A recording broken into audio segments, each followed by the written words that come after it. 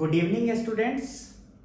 तो हम लोग कैपेसिटर्स का डिस्कशन कर रहे थे कि how to find equivalent capacitance for a given system of capacitors.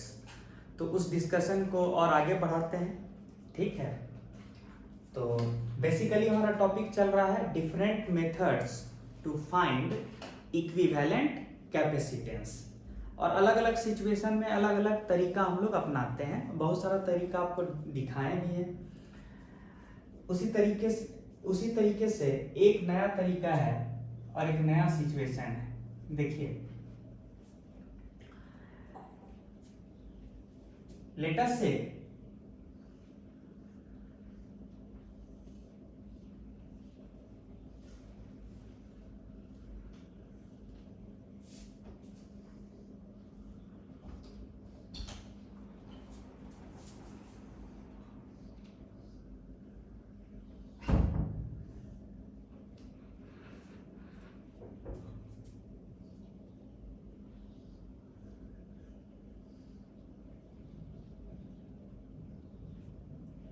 ये एक सिस्टम ऑफ कैपेसिटर्स है,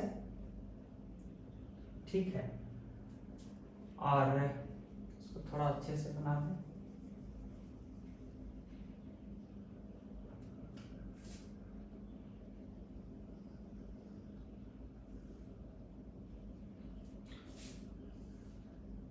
और ये रहा बैटरी,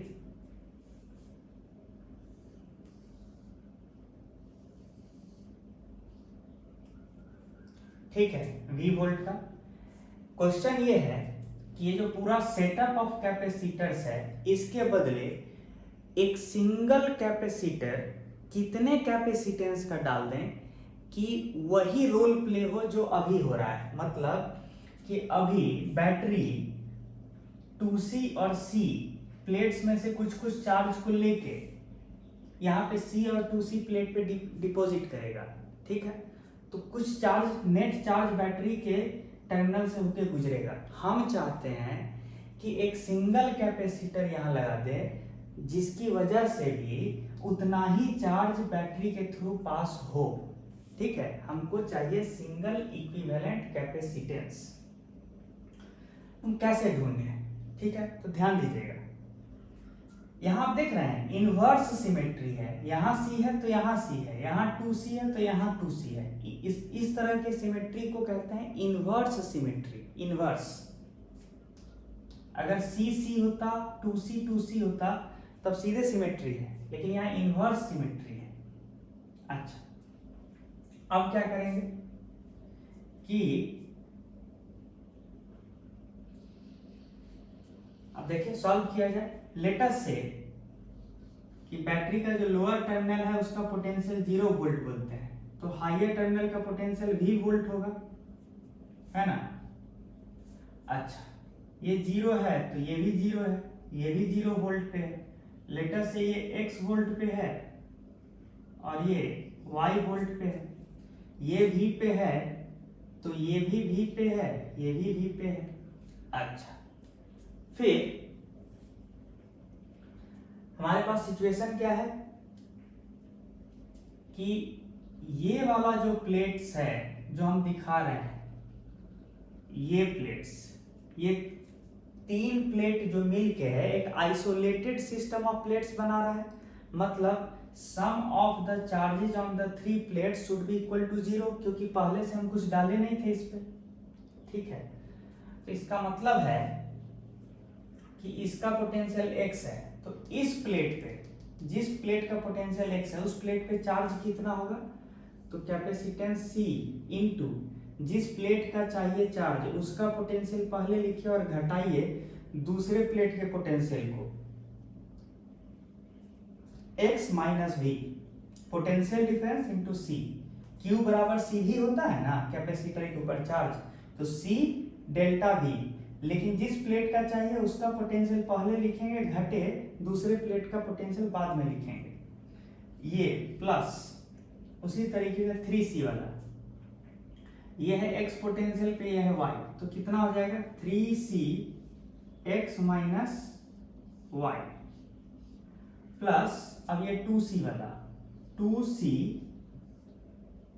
x माइनस 0, ये मिलके क्या होना चाहिए 0। ठीक है, लॉजिक बताए हुए हैं कि sum of the charges on these three plates should be equal to 0 because these three plates combined in a combined way forms a isolated set of conductors। ये तीनों प्लेट जो है इसको अगर कंबाइंड वे में देखें तो एक आइसोलेटेड सेट ऑफ कंडक्टर्स है। तो पहले अगर नेट चार्ज 0 था तो अब भी नेट चार्ज 0 होना चाहिए। ठीक है, क्योंकि फिजिकली ये तीनों प्लेट बाकी सर्किट से आइसोलेटेड है फिजिकली, तो कोई चार्ज नहीं आ सकता दूसरे जगह से। This implies that C C तो कैंसिल आउट हो जाएगा, x minus V plus 3x minus 3y plus 2x बराबर 0। This implies that 6x minus 3y minus v बराबर 0। एक इक्वेशन आया। सिमिलरली वही लॉजिक हम लोग यहां लगाएंगे तो क्या होगा, यहां के लिए 2c, इस प्लेट पे चार्ज क्या होगा 2c y minus v plus c y minus 0 plus 3c y minus x बराबर 0। दिस इंप्लाइज दैट, ये देखिए c c c cancel out, कितना आया 2y minus 2v plus y plus 3y minus 3x बराबर 0। तो आया कितना ये 6। तो ये इक्वेशन कितना आया, दिस इंप्लाइज दैट, इस इक्वेशन को क्या लिख सकते हैं 2y 3y y यानी 6y। तो सीधे हम क्या लिखते हैं 6y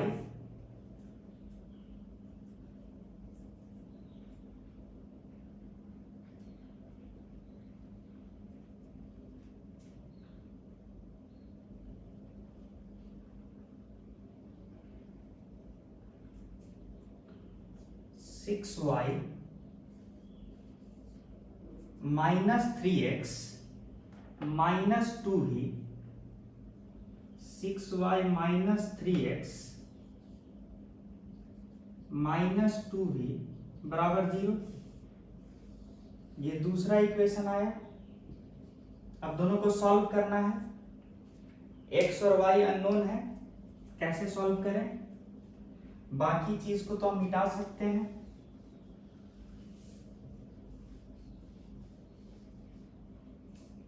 ध्यान दीजिए, अब इस दो इक्वेशन को सॉल्व करना है, कैसे करेंगे, हमारे पास कौन कौन इक्वेशन है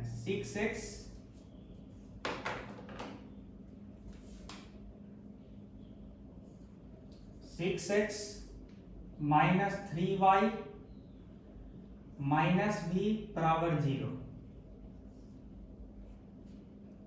6y minus 3x minus 2v बराबर 0। ठीक है, ये दो इक्वेशन है।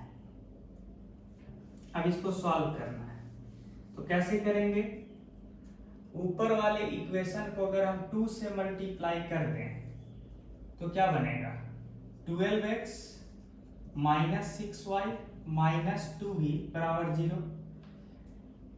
अच्छा, अब इस इक्वेशन को, इक्वेशन सी को और इक्वेशन बी को जोड़ देते हैं, तो जोड़ने पे क्या होगा 9x 12x घटे 3x, 6y तो कैंसल आउट हो जाएगा, माइनस 4v बराबर 0। दिस इंप्लाइज दैट x बराबर 4v बाई 9, x तो मिल गया। सिमिलरली अब y कैसे निकाले, तो y यहां से निकाल लीजिए, y कितना आ जाएगा 3x प्लस 2v बाई 6 यानी 4v बाई 3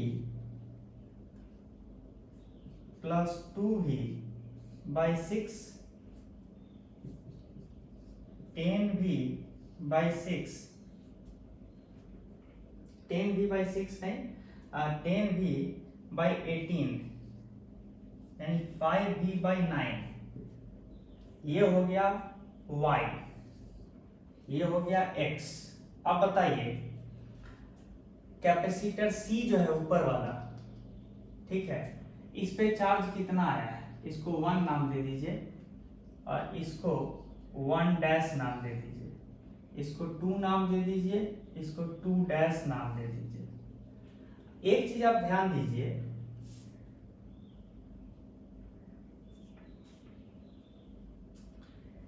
कि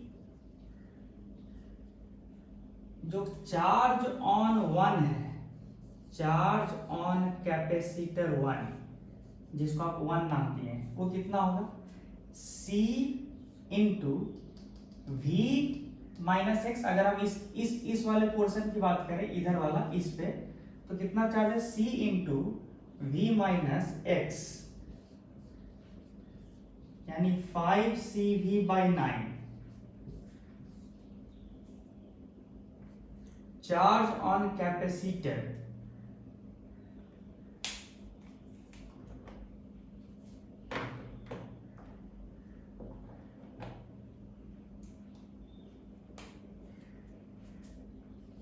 C1 डैश, देखिए ये इनवर्स सिमेट्री है ना, ये C, अब ये वाला दूसरा वाला C पे कितना कैपेसिटर पे चार्ज होगा, इस पे माइनस इस पे होगा, प्लस इस पे होगा। चूंकि हम इधर वाला का प्लस चार्ज लिए हैं तो इधर वाला का भी प्लस चार्ज देखते हैं, तो कितना होगा C इंटू वाई घटे 0 यानी 5V बाई 9 घटे 0 यानी 5CV बाई 9। इससे क्लियर हो गया कि कैपेसिटर 1 पे जो चार्ज है वही कैपेसिटर 1 डैश पे चार्ज है। मतलब जो इनवर्स सिमेट्री जो फॉलो कर रहा है जो कैपेसिटर्स, दोनों कैपेसिटर पे सेम ही चार्ज है। सिमिलरली आप चेक कर सकते हैं कि उसी तरीके से 2C और 2C जो कैपेसिटर्स है उस पर सेम चार्ज है।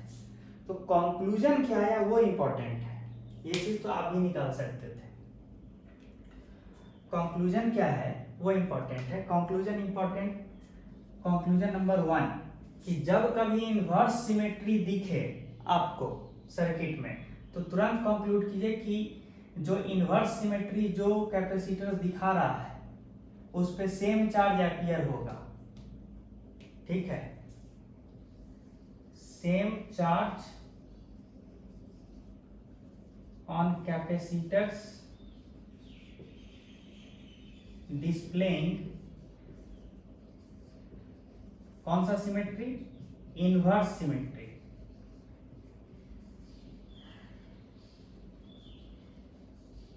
ठीक है, ये इंपॉर्टेंट पॉइंट याद रखिएगा ताकि आगे चल के इतना मेहनत करने का जरूरत ना पड़े। हालांकि अब बात रहा कि इक्विवेलेंट कैपेसिटेंस कैसे निकालें, है ना।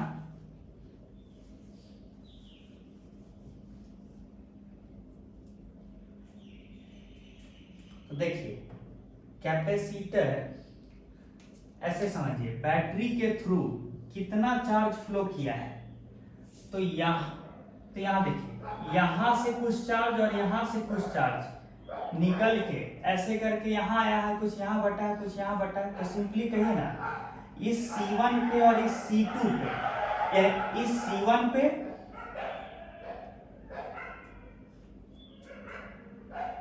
इस C1 पे और इस 2C कैपेसिटर पे, जिसको आप C2 भी बोल सकते हैं, इस दोनों कैपेसिटर पे जितना सम ऑफ चार्ज होगा वही चार्जेस बैटरी के थ्रू फ्लो होके यहाँ आया है, मतलब यहां से उठ के यहाँ आया है। तो टोटल चार्ज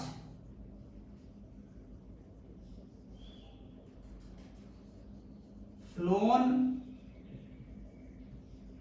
थ्रू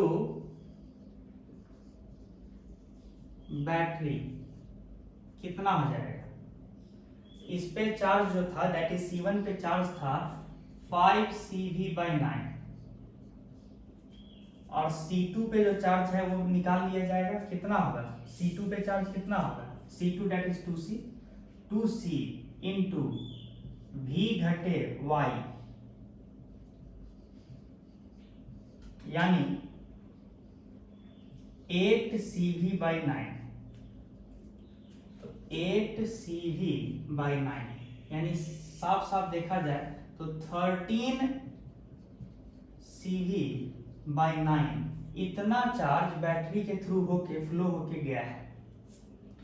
अच्छा, तो तब तो मेरा काम आसान हो गया।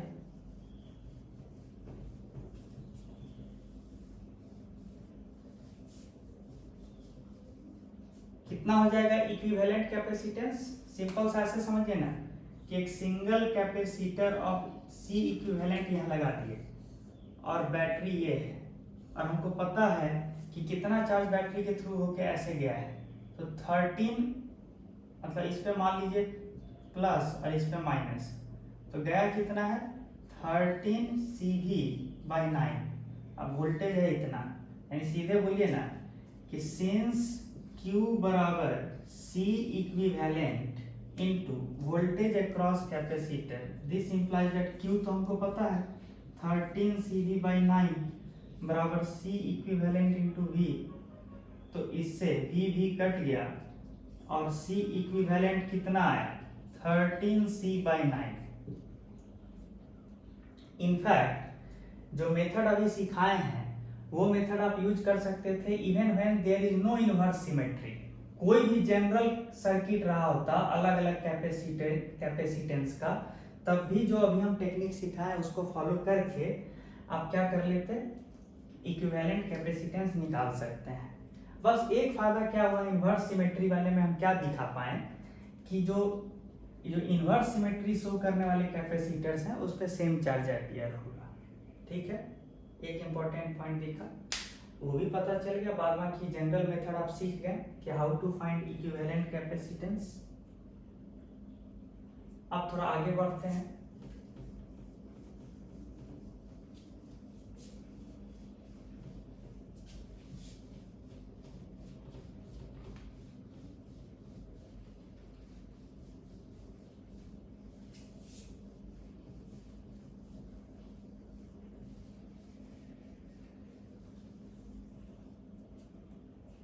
अब अगला सर्किट है उससे भी ज्यादा जनरल,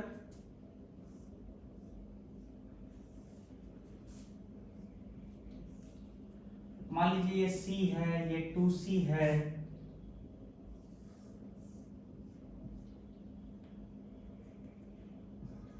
ये 3C है,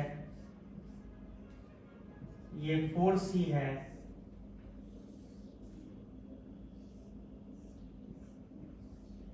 और ये बोल दीजिए 5C है।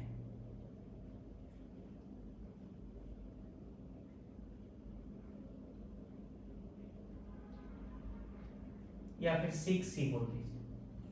ठीक है, क्वेश्चन है कि इस सर्किट का इक्विवेलेंट कैपेसिटेंस क्या होगा। ठीक है, ये क्वेश्चन है, तो सॉल्व किया जाए।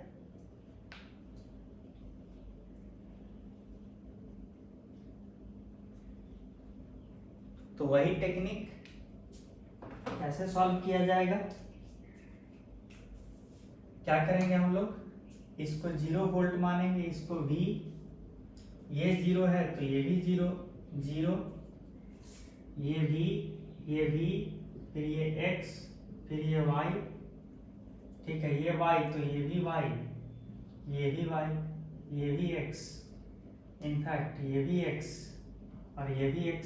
फिर वही लॉजिक क्या यूज करेंगे कि sum of charges on this 3 plates should be equal to 0। तो चलिए करते हैं, C into x minus V plus 2C इस वाले पे इंटू एक्स घटे 0। अब इस वाले पे आते हैं plus 6C into x minus Y बराबर 0। सी तो कैंसल आउट हुआ, कितना हुआ x minus V plus 2x plus 6x minus 6y बराबर 0। तो कितना हो गया 9x minus 6y minus we बराबर 0। ये एक इक्वेशन मिला, ठीक है। इनफैक्ट सिमिलरली दूसरा इक्वेशन कैसे मिलेगा,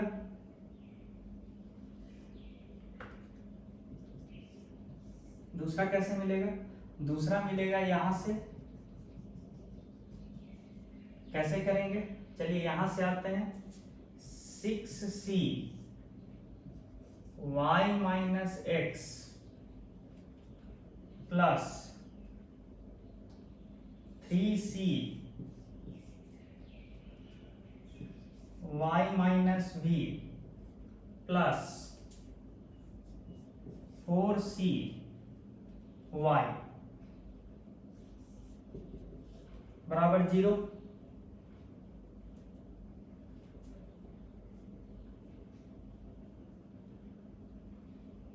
ये कितना आया, सी कैंसल आउट, तो कितना आया 6y minus 6x plus 3y minus 3v plus 4y बराबर 0।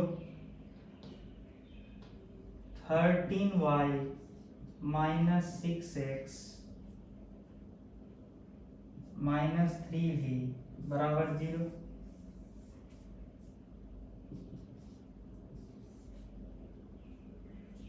ये दूसरा इक्वेशन आया।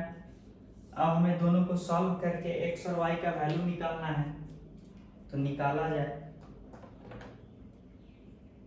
क्या करेंगे, जिस इक्वेशन को सॉल्व करना है वो है 9x minus 6y minus v बराबर 0, और दूसरा है 13y minus 6x minus 3v बराबर 0। बाकी चीज को मिटा दिया जाए।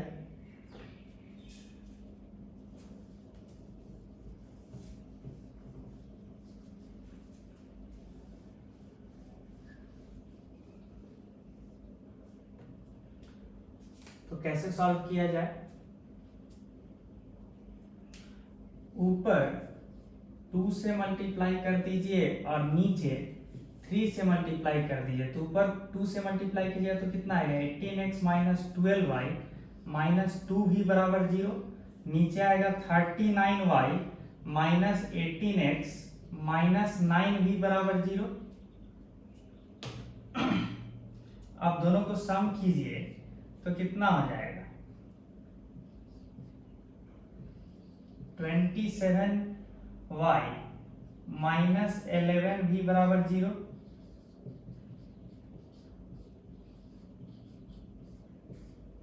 y पता चल गया। सिमिलरली x कैसे पता चलेगा, तो x तो आसानी से यहां से पता चल जाएगा। x का वैल्यू क्या हो जाएगा 6y प्लस v, यहां से देखें ना 6y plus v divided by 9, यानी 66v by 27 plus v by 9, यानी कितना हो जाएगा 22v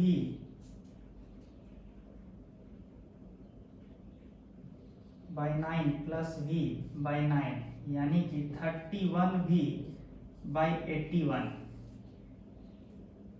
ठीक है, तो हमको x भी मिल गया, y भी मिल गया। तो अब इस प्लेट पे और इस प्लेट पे चार्ज कितना है वो निकाल लेते हैं।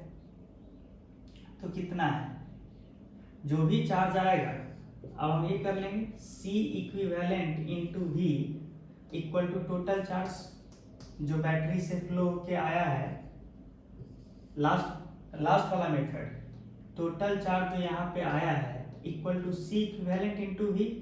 क्यों, फिगर याद रखिए, C इक्विवेलेंट ऐसे करेंगे, टोटल चार्ज जो है सम ऑफ चार्ज एपियर यहाँ होगा, C इक्विवेलेंट ये भी। तो तब तो लॉजिक दिख रहा है ना, है कि नहीं। तो अब करते हैं,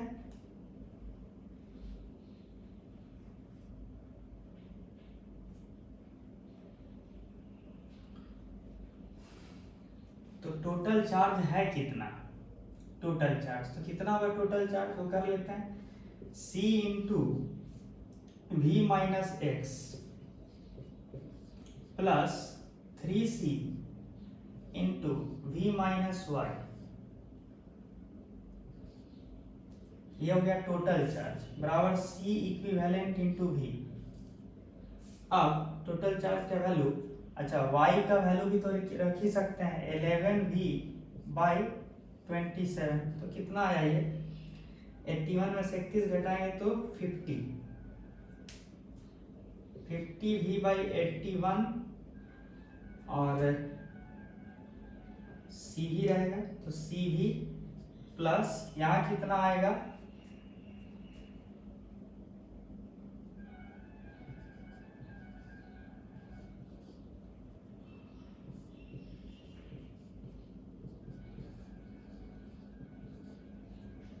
ठीक है, ये आया, क्लियर कट दिखाई दे रहा है। अब V V V cancel out, अगर आप ध्यान दीजिए तो दिस इंप्लाइज दैट, ये देखिए 27 ऊपर 48, अगर आप चाहिएगा तो नीचे 3 से मल्टीप्लाई कर दीजिए ऊपर 3 से, तो कितना आ जाएगा 50 प्लस 144/81 C बराबर C इक्विवेलेंट। अब तो आगे का कहानी कर ही सकते हैं, कितना आएगा 194/81 C, यही आंसर है इक्विवेलेंट कैपेसिटेंस का, तो आप कर ही सकते हैं, ठीक है। तो ये रहा दूसरा एग्जाम्पल।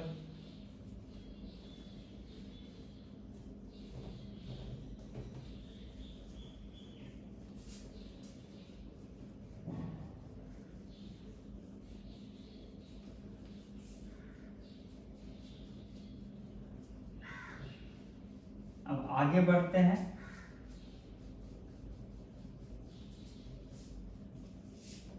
ये टॉपिक अब समापन की ओर है।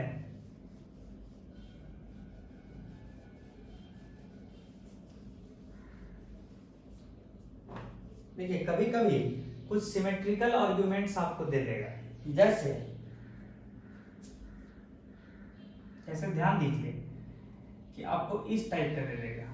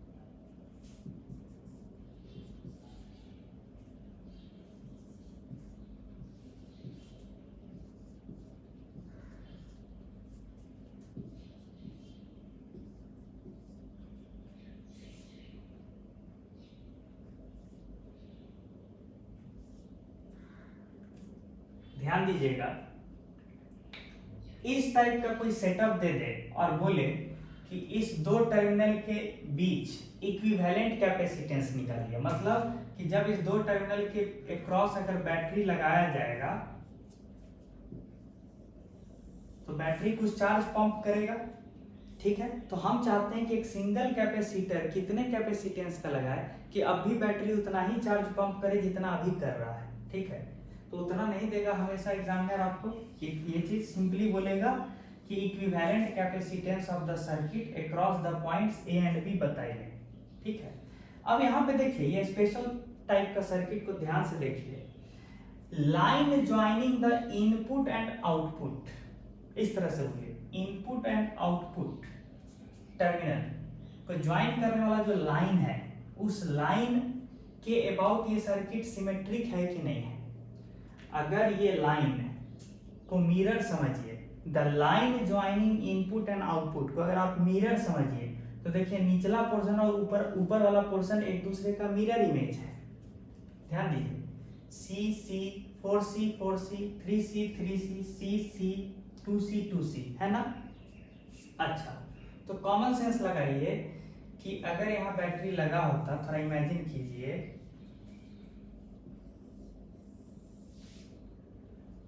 तो देखिए जब कुछ चार्ज यहाँ आ रहा होता तो तब तो ये रास्ता और ये रास्ता चार्ज के बंटने के लिए एकदम आइडेंटिकल है। मतलब चार्ज जब यहाँ पे आ रहा होगा जंक्शन पे तो दो रास्ता है चार्ज का डिवीजन होने के लिए, एक ऊपर एक नीचे, लेकिन दोनों एकदम आइडेंटिकल रास्ता है। देखिए सिमेट्री से एकदम, देखिए वैसा ही सिचुएशन आ रहा है। आगे तक जाइए तो इसका मतलब है कि लेटर से कि ये 0 है, ये V है, तो ये V पोटेंशियल पे है, तो ये भी V पे है, ये भी V पे है। मेरा कहना है कि एकदम आइडेंटिकल सिनेरियो है, तो ये जिस पोटेंशियल पे होगा, मान लीजिए V डैश, तो वही ये भी इस V डैश पोटेंशियल पे ही होगा। ध्यान दीजिए, तो मतलब ये C और ये C दोनों पैरेलल में है कि नहीं है। देखिए ना, इस कैपेसिटेंस के क्रॉस, कैपेसिटर के cross potential difference V dash minus V है, और यहाँ पे भी इस कैपेसिटर के cross potential difference V dash minus V है। मतलब ये और ये पैरेलल में है। उसी लॉजिक से ये और ये, अब देखिए ये और ये और ये और ये, मतलब जो पोटेंशियल डिफरेंस यहाँ होगा वही यहाँ होगा, बाय आर्गुमेंट ऑफ सिमेट्री, एकदम सिमेट्रिकल सिनेरियो है। मतलब ये 4C और ये 4C पैरेलल में है, क्योंकि पोटेंशियल डिफरेंस अगर सेम है दो कैपेसिटर के क्रॉस तो दोनों पैरेलल में है। पैरेलल का डेफिनेशन ये है कि दो कैपेसिटर के क्रॉस पोटेंशियल डिफरेंस सेम। ठीक है, तो इसको सीधे इस तरह की चीज को डील करने के लिए क्या करेंगे, ये सी अगर पैरेलल में है तो पैरेलल में रहता है तो सीधे क्या कीजिए, इसको फोल्ड करना शुरू कीजिए। मतलब निचला पोर्शन को आप क्या कर सकते हैं, फोल्ड करके ऊपर ओवरलैप करा सकते हैं, और ये C इसके साथ कंबाइन होकर क्या हो जाएगा 2C, क्योंकि पैरेलल में रहता है तो कैपेसिटेंस जुड़ता है, तो इसका रोल समाप्त हो गया। ध्यान दीजिए, सिमिलरली ये 4C मिलके क्या हो जाएगा 8C, इसका रोल समाप्त। वही लॉजिक से ये C 2C हो जाएगा, इसका रोल समाप्त। ये 2C 4C हो जाएगा, इसका रोल समाप्त। और ये 3C 6C हो जाएगा। ठीक है, तो ये स्थिति आया। अब देखिए ये कितना है 8 और 2, ये सीरीज में है, ये दोनों सीरीज में है। तो सीरीज में रहता तो क्या करते हैं, C1 C2 by C1 plus C2, तो 8 into 2 16 by 8 plus 2 10, यानी 16 by 10। मतलब सिनेरियो क्या आया, इस दोनों के बदले ऐसे कर दीजिए।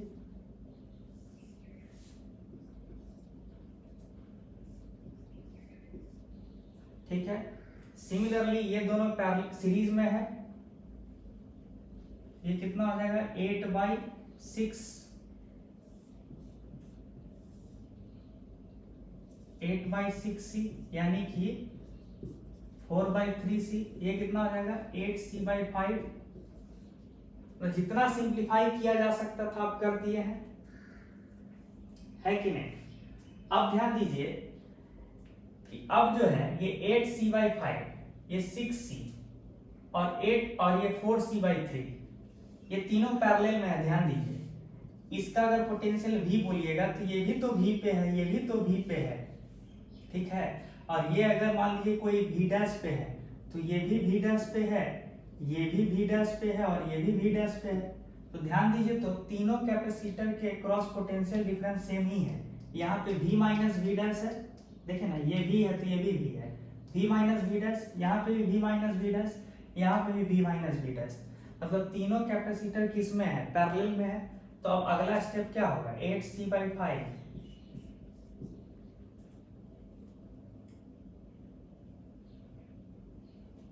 ठीक है, और 8C by 5 प्लस 6C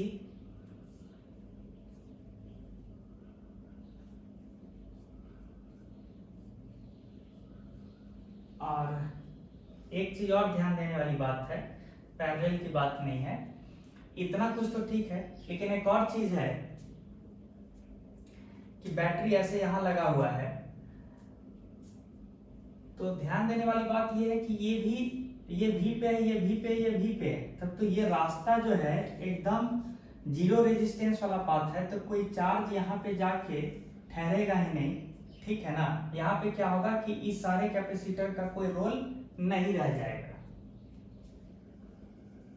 ठीक है। अगर हम ये वाला वायर को परफेक्टली कंडक्टिंग रखे हुए हैं, जो कि रखे हुए हैं, तो फिर ऊपर वाले कैपेसिटर का कोई रोल नहीं रहेगा, सीधे जो भी बैटरी जो है इस तरह से अगर करंट फ्लो करेगा, मान लीजिए रियल सिचुएशन लेते हैं, कुछ रेजिस्टेंस भी यहाँ रख देते हैं, तो होगा क्या कि एक्चुअल में यहाँ से करंट फ्लो करता रहेगा, यहाँ पे कोई चार्ज डिपॉजिट नहीं हो पाएगा, ठीक है, अभी के सिनेरियो में जो अभी डिस्कस हुआ। हाँ, थोड़ा सा चीज को ये करते हैं कि मान लीजिए कि यहाँ पे परफेक्टली कंडक्टिंग नहीं रहता, यहाँ पे भी कुछ कैपेसिटर रहा होता, लेटर से यहाँ भी C होता और यहाँ भी C होता, एक एग्जांपल, तब अगर डिस्कस किया जाता तब क्या कहते हैं आप, 8C/5 यहाँ है, ऊपर है, लिख लीजिए, यहाँ है 4C/3,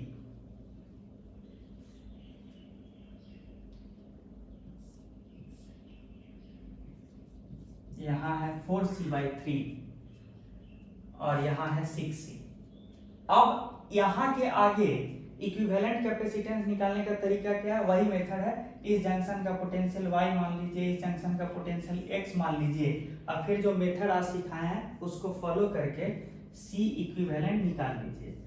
हाँ, अगर यहाँ पे स्ट्रेट वायर दिए होते, कोई कैपेसिटेंस नहीं, तो तब कोई भी कैपेसिटर पे चार्ज डिपॉजिट नहीं होता, क्योंकि सारा चार्ज जो है यहाँ पर, अगर यहाँ कैपेसिटर नहीं होता तो परफेक्ट कंडक्टिंग वायर मिलता ना, एकदम बिना अवरोध के चार्ज इसी के थ्रू फ्लो कर जाता, मतलब यहाँ चार्ज जो है डिपॉजिट ही नहीं होता, ठीक है। अब कब नहीं होता, जब ये C नहीं देते, जो अभी जस्ट डिस्कस हुआ, ठीक है,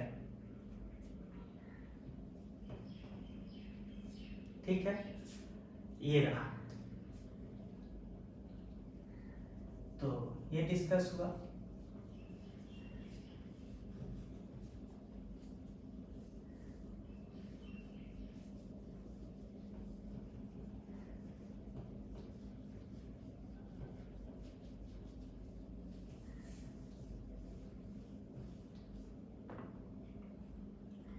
तो अभी जो डिस्कस हुआ था उसको फोल्डिंग सिमेट्री कहते हैं। तो एक दूसरा एग्जांपल से बता दें कि जैसे मान लीजिए ऐसे बनाइए, यहाँ पे कुछ डाल दीजिए 2C, यहाँ डाल दीजिए C, ठीक है, यहाँ डाल दीजिए C, यहाँ डाल दीजिए C, ठीक है, सिमिलरली यहाँ डाल दीजिए 3C, यहाँ डाल दीजिए 3C, ठीक है, यहाँ डाल दीजिए 4C, यहाँ डाल दीजिए 4C, यहाँ डाल दीजिए 5C, यहाँ डाल दीजिए 5C, ठीक है,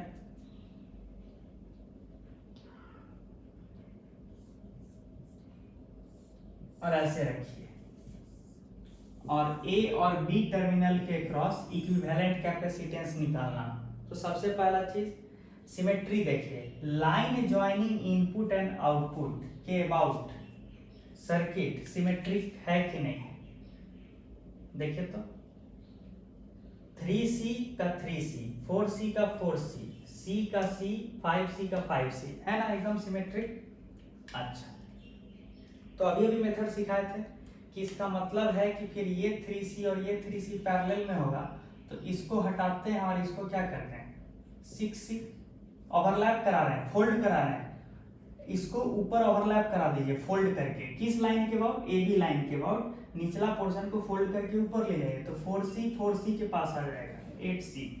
ये 5C जो है इस 5C के पास आ जाएगा तो 10C। ये C 2C। ठीक है, तो ये स्थिति है, मतलब निचला वाला सारा पोर्शन गायब हो गया, ये स्थिति बना। ठीक है, अब क्या करेंगे 6C 8C सीरीज में तो 48C/14 होगा, ये बनाइए। फिर ये रहा 2C, फिर ये कितना हो जाएगा 10C, है ना। और यहाँ पे क्या है C 2C सब मिल गया। ये रहा आपका A, ये रहा आपका B। अब जो मेथड सिखाए हैं उस जनरल मेथड से इसको आप x और इसको y मान के इक्विवेलेंट कैपेसिटेंस निकाल लीजिए। अच्छा हाँ, अगर हम यहाँ पे ये कैपेसिटर नहीं दिए होते, ये नहीं दिए होते, ऐसे रहा होता, तो तब फिर कॉमन सेंस लगाए ना कि अगर इसके क्रॉस ऐसे बैटरी लगाए होते ऐसे रियल टर्म्स में, तो फिर जो भी, तब तो एक सबसे आसान सा रास्ता इधर मिल ही रहा है ना चार्ज के फ्लो करने के लिए, तो कोई भी चार्ज का डिपोजिशन इधर नहीं हो पाता। ठीक है, और आप ऐसे भी देख सकते हैं कि इस टर्मिनल और इस टर्मिनल के क्रॉस कोई पोटेंशियल डिफरेंस नहीं है, परफेक्ट कंडक्टिंग वायर है, तो तब तो ये पूरा सेट के क्रॉस हम मान सकते हैं कि इस पूरा सेट का शुरुआत में भी वही पोटेंशियल है जो इस पूरे सेट के एंड में है। तो मतलब पूरा सेट के शुरुआत में भी पोटेंशियल, एंड में भी पोटेंशियल, मतलब कोई पोटेंशियल डिफरेंस ही नहीं है इस पूरे सेट के क्रॉस, ऐसे भी देख सकते हैं। तो जब कोई पूरा सेट ऑफ कैपेसिटर के क्रॉस कोई पोटेंशियल डिफरेंस ही नहीं है तो वहां इक्विवेलेंट कैपेसिटेंस क्या है, जीरो। ऐसे भी देख सकते हैं, जैसे देखना है देखिए। इस तरह की चीज को जो हमने अभी आपको सिखाया है फोल्डिंग सिमेट्री कहते हैं। जब line joining input and output के अबाउट निचला पार्ट और ऊपर का पार्ट एक दूसरे के सिमेट्रिक हो, मिरर इमेज हो, तो क्या करेंगे नीचे वाला पोर्शन को फोल्ड करके ऊपर रख देंगे और फिर पैरेलल कैपेसिटर वाला टेक्निक यूज कर लेंगे। ठीक, सिमिलरली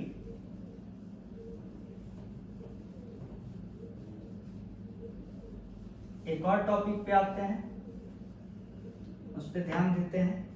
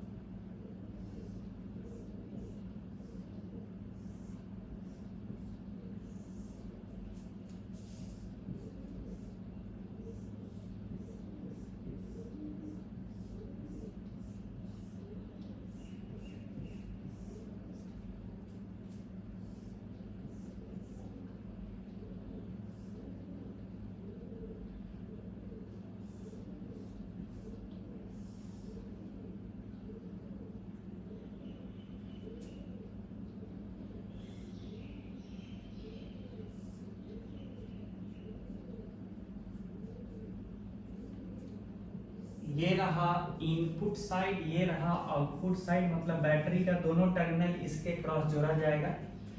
लेट अस से कि ये C है और ये C है, ये 2C है, ये 2C है। ठीक है, ये 4C है, ये 4C है। ठीक है, ये 3C है और इसको बोल देते हैं ये 2C है। फिर ये 5C है, ये 5C है। यहां पे देखिए line joining input and output के क्रॉस सर्किट सिमेट्रिक नहीं है, ऊपर नीचे वाला पोर्शन एक दूसरे का मिरर इमेज नहीं है। लेकिन एक चीज ध्यान दीजिए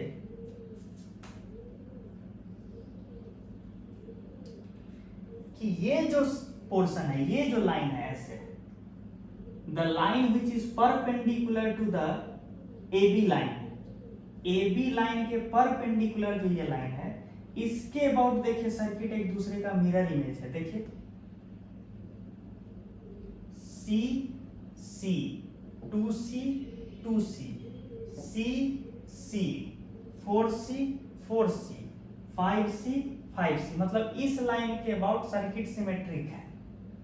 इसका मतलब क्या समझे कि जैसे जैसे चार्ज यहां से निकलेगा, ठीक है ना, यहां से ऐसे इमेजिन कीजिए कि बैटरी लगा देते तो क्या होता,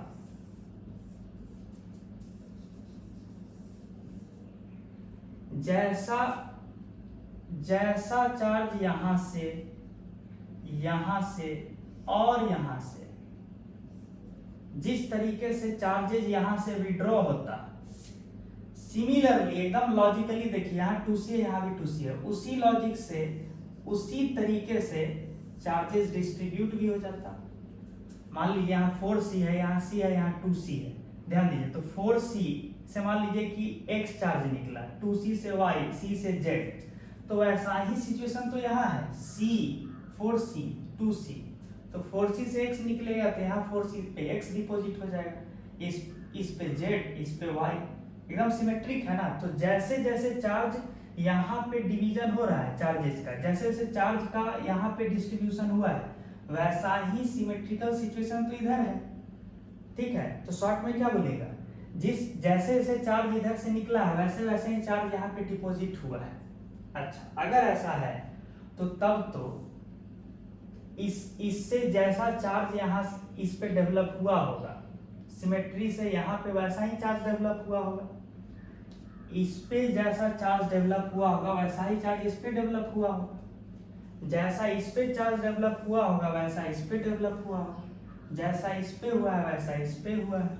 इसका मतलब आप क्या कह सकते हैं कि अगर इधर से टोटल Q चार्ज आया है और उसी तरीके से यहाँ Q चार्ज डिस्ट्रीब्यूट हो गया, अगर यहाँ पे x1 है तो यहाँ पे x1 चार्ज है, मतलब आप क्या समझे कि अगर यहाँ प्लस x1 चार्ज है और यहाँ माइनस x1 चार्ज है, तो आप बोल रहे हैं कि सिमेट्री से यहाँ पे भी प्लस x1 और यहाँ माइनस x1 होना चाहिए, तब तो जो जितना माइनस चार्ज यहाँ है उतना प्लस चार्ज यहाँ है, और हम तो जानते हैं कि आइसोलेटेड प्लेट्स पे टोटल चार्ज 0 होना चाहिए, तो माइनस x1 प्लस x1 0, तो पक्का इस पे 0 चार्ज रहना चाहिए। उसी लॉजिक से मतलब तो इस पे भी 0 चार्ज, उसी लॉजिक से यहाँ पे भी 0 और 0, मतलब शॉर्ट में कहिए कि जिस लाइन के अबाउट सर्किट सिमेट्रिक है, और किस लाइन का बात करें, the line which is perpendicular to AB line. AB क्या है, इनपुट आउटपुट को ज्वाइन करने वाला लाइन। तो हम कह रहे हैं कि अगर कोई लाइन ऐसा है जो परपेंडिकुलर टू AB लाइन है, और ये लाइन ऐसा है, ये मेरा हाथ वाला लाइन ऐसा है कि सर्किट इसके अबाउट मिरर इमेज है, तो निश्चिंत रहिए कि जिस लाइन के अबाउट सर्किट सिमेट्रिक है ना, उस लाइन पे जितना भी कैपेसिटर हो मीनिंगलेस है। इसीलिए हम यहाँ का कैपेसिटर हटा दिए। क्यों मीनिंगलेस है, तो दिखा दिए थे ना कि उस पे 0 0 चार्ज आएगा, क्योंकि जितना चार्ज यहाँ आएगा उतना ही चार्ज यहाँ आ रहा है, तो इस जंक्शन वाले चार्ज पे, इस जंक्शन वाले कैपेसिटर पे तो कोई चार्ज आएगा ही नहीं। तो हम शॉर्ट में टेक्निक क्या सिखाएं आगे के लिए कि जब कभी किसी ऐसे लाइन के अबाउट सर्किट सिमेट्रिक हो जो लाइन इनपुट लाइन के परपेंडिकुलर हो, कोई इस टाइप का लाइन हो जिसके अबाउट सर्किट सिमेट्रिक हो, तो इस लाइन पे जितने कैपेसिटर्स लाई करेंगे रहेंगे वो मीनिंगलेस हो जाएंगे, उसका रहना नहीं रहना बराबर है, इसलिए हटा दिए। तो अब काम आसान हो गया ना। देखिए जैसे ही हटाएं क्या हो गया, ये सीरीज में आ गया, ये सीरीज में आ गया, ये सीरीज में आ गया, इनफैक्ट ये चारों सीरीज में आ गया, ये चारों सीरीज में आ गया, ये दोनों सीरीज में आ गया। उसके बाद फिर पैरेलल वाला कॉम्बिनेशन यूज कर लीजिए, ये तीनों फिर पैरेलल में आ जाएगा, तो आसान हो गया ना। ठीक है, तो ये सब टेक्निक सीखिए।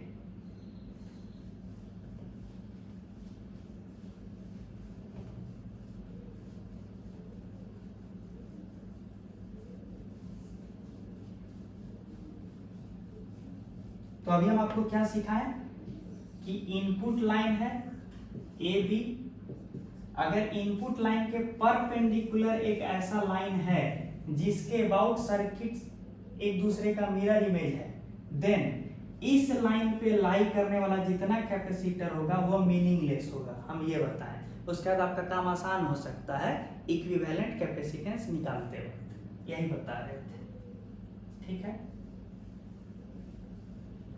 क्यों हुआ है उसका लॉजिक तो क्लियर कर ही दिए। अब बढ़ते हैं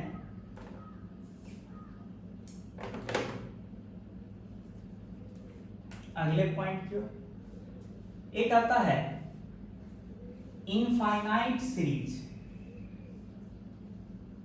उसको कहते हैं infinite ladder network.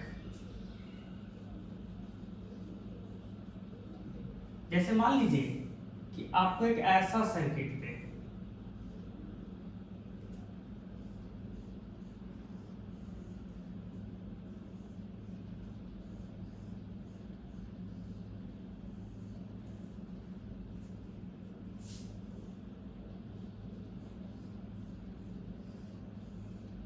And so on up to infinity,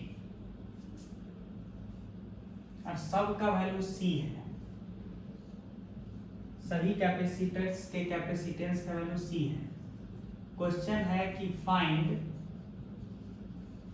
equivalent capacitance between the terminals A and B, और ये अप टू इंफिनिटी इस तरह से जा रहा है।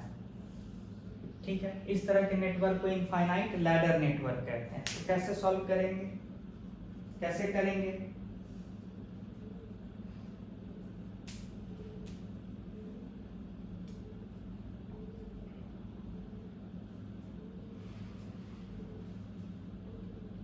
तो देखिए, इस तरह के क्वेश्चन को सॉल्व करने का तरीका क्या है कि चूंकि सर्किट कहीं टर्मिनेट नहीं कर रहा है, ठीक है ना, तो आप एक चीज ध्यान दीजिए कि सर्किट का स्थिति यहां से देखने से जैसा लग रहा है वैसा ही स्थिति तो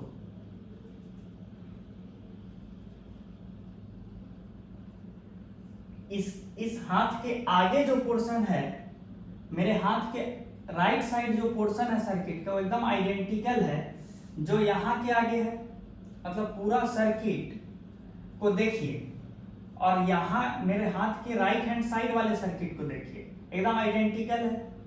और हाथ के राइट हैंड साइड वाला सर्किट भी इंफिनिटी तक है और ए बी के आगे भी सर्किट इंफिनिटी तक है। तो कहने का मतलब है कि अगर हम, मेरा जो हाथ है उसके आगे जितना सर्किट है उसके बदले अगर हम बोल दें कि इक्विवेलेंट कैपेसिटेंस C डैश है, मतलब ऐसे समझिए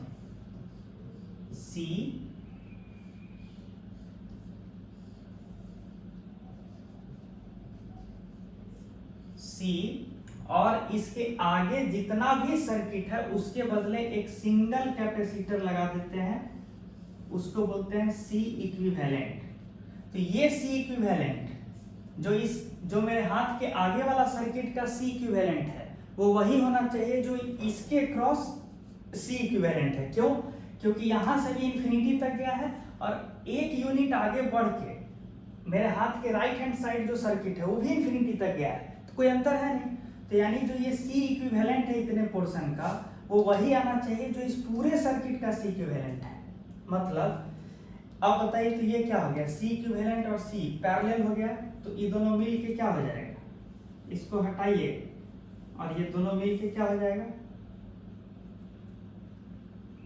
बताइए, C प्लस C इक्विवेलेंट। अच्छा, अब ये दोनों सीरीज में है, ये दोनों मिल के क्या हो जाएगा इक्विवेलेंट, C1 C2 यानी C इंटू दिस बाई दोनों का सम यानी 2C प्लस C इक्विवेलेंट। लेकिन आप तो बोले हैं कि ये जो इक्विवेलेंट कैपेसिटेंस होगा इस पूरे नेटवर्क का AB के क्रॉस वो तो C इक्विवेलेंट के बराबर ही होना चाहिए।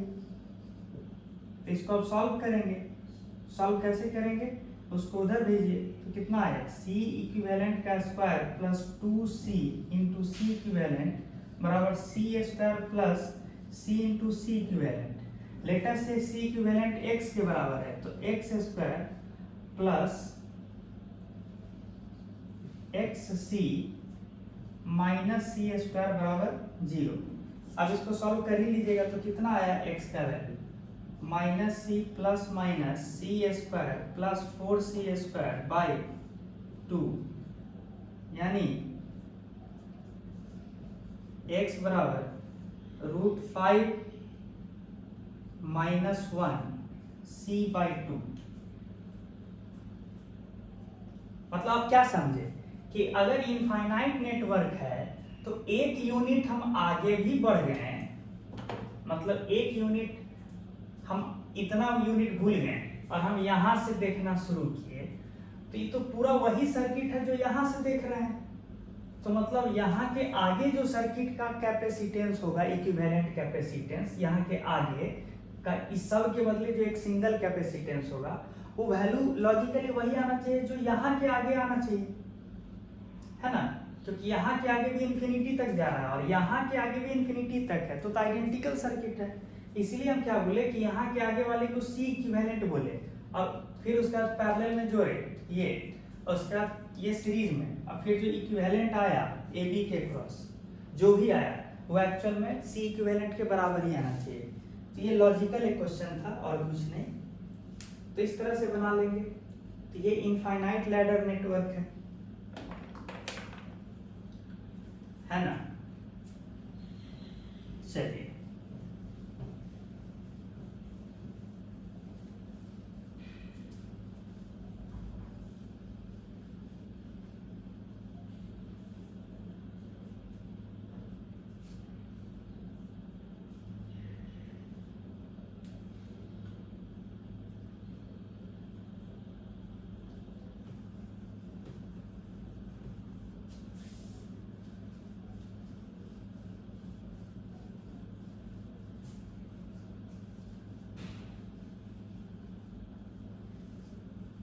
तो मेरे हिसाब से इक्विवेलेंट कैपेसिटेंस का जो डिफरेंट टेक्निक्स था वो हम डिस्कस कर दिए हैं। अब अगले टॉपिक की ओर बढ़ते हैं। इसको कहते हैं डाई इलेक्ट्रिक्स। ठीक है, अब ये क्या है इस पे चर्चा करेंगे।